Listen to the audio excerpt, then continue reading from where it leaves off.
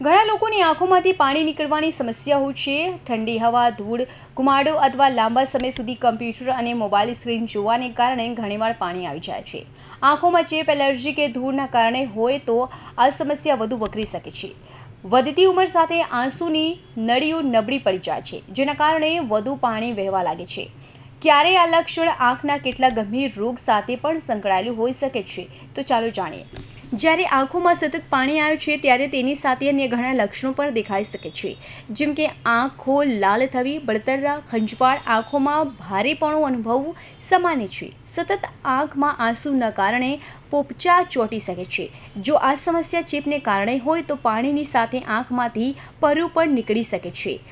લાંબા સમય સુધી સ્ક્રીન જોયા પછી આંખો પર સૂકી શકે છે, જેના કારણે વારંવાર પાણી આવે છે। તેથી લક્ષણોને હળવાથી ન લેવા અને સમયસર તેમને યોગ્ય રીતે ઓળખવા મહત્વપૂર્ણ છે। કયા રોગથી આંખોમાં પાણી આવે છે? આંખના નિષ્ણાતો મુજબ આંખોમાં સતત પાણી આવવું એ ઘણા રોગોની નિશાની હોઈ શકે છે। સૌથી સામાન્ય કારણ કંજક્ટિવાઇટિસ છે, જેમાં આંખો ફૂલી જાય છે અને પાણી અથવા પરુ નીકળે છે।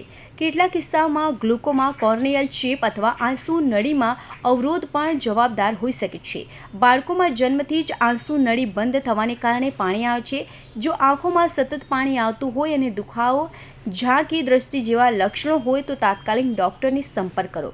ધૂળ અથવા ધુમાડાની આંખોનું રક્ષણ કરો। સ્ક્રીન પર કામ કરતી વખતે સમય પર વિરામ લો।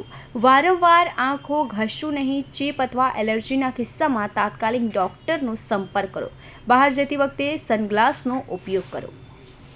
Bureau report, Hind TV news, Surat.